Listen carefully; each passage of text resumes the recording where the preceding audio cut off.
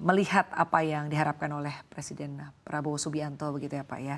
Kita lihat bahwa akan memastikan pemerintah ini akan memberikan bantuan pangan berupa beras sebesar 10 kilogram yang akan menyasar ke 16 juta KPM ya Pak ya selama 2 bulan. Seperti apa kesiapan dari Badan Pangan Nasional untuk melancarkan program ini dan sejauh ini jika dilihat ya Pak dengan artinya akan ada rencana untuk memberikan bantuan ini, apakah stok beras sendiri di tanah air cukup aman untuk saat ini?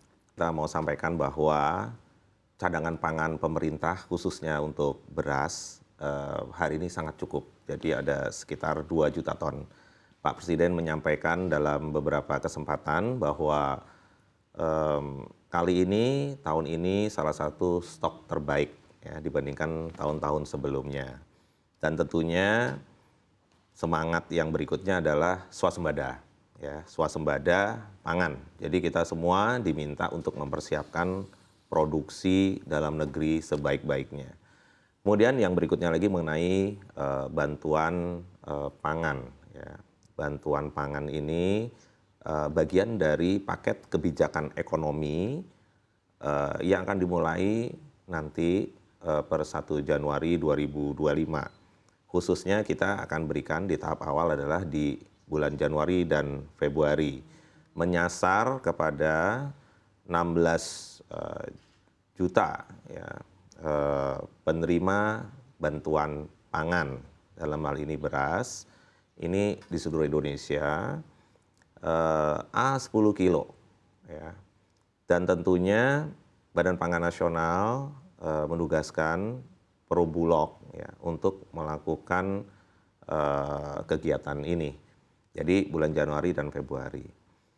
Beras yang akan diberikan tentunya beras yang dengan kualitas baik dan di situ juga sebenarnya ada fungsi stabilisasi karena biasanya di bulan Januari Februari kita itu memang produksinya masih di bawah 2,5 juta ton pada saat Januari Februari.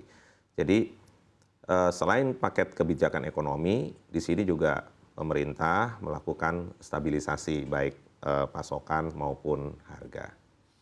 Baik, lalu terkait dengan apakah tepat sasaran atau tidak, begitu ya? Bagaimana dari Badan Pangan Nasional ini memastikan bahwa yang akan menerima bantuan ini adalah benar-benar masyarakat yang membutuhkan untuk menerima bantuannya? Ya sebenarnya paket untuk memberikan bantuan beras ini bukan paket yang akan terus-menerus begitu Mbak Sinta ya. Paket ini sebenarnya jelang sampai masyarakat ini sejahtera. Jadi yang diberikan ini adalah fokus pada desil 1 dan desil 2. Desil 1, desil 2 itu di mana masyarakat yang paling memerlukan. Dan ini adalah refocusing dari sebelumnya. Sebelumnya diberikan kepada 22 juta KPM.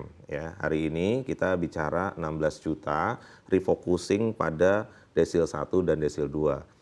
Dan caranya adalah pemerintah pada hal ini Kemenko di bidang PMK memberikan data, setelah itu ada namanya proses verval. Verval itu verifikasi dan validasi yang diberikan kepada pemerintah daerah, kemudian untuk di cleansing ya datanya. Kemudian apabila di lapangan kan tetap dalam pelaksanaannya akan ada adjustment, misalnya ada yang wafat, pindah rumah, atau sudah sejahtera. Bisa jadi ada penerima kemudian merasa ini harusnya saya sudah nggak dapat. Itu ada mekanismenya untuk perbaikan data. Tidak mungkin sempurna 100% Mbak Sinta, tetapi apa yang kita lakukan tentunya harus menyasar kepada masyarakat yang paling memerlukan, yaitu desil 1 dan desil 2. Baik, lalu terkait dengan pendataan Pak, apakah sejauh ini dari sisi pendataan ya tadi kalau berbicara mengenai siapa yang paling tepat begitu ya Pak, Anda menyampaikan bahwa ada desil 1 begitu yang mungkin lebih membutuhkan. Apakah sejauh ini ada kendala-kendala Pak? Ya tentunya kita kan berbagi tugas Mbak Sinta, jadi ada BKKBN, ada Kementerian Teknis yang khusus untuk mendata, sehingga Badan Pangan menerima kemudian memberikan penugasan kepada Perumbulok, kemudian Perumbulok yang menyalurkan biasanya juga melibatkan misalnya PT Pos Indonesia atau Pos Logistik yang bisa di-trace by name, by address ya. Kalau kita lihat base-nya NIK ya masuk ke sana. Dan kemarin juga bersama-sama misalnya Ombudsman, ya, BPK juga sama-sama melihat efektivitas program ini. Jadi program ini juga harus sama-sama cermati, tidak boleh salah sasaran seperti yang Mbak Sinta sampaikan.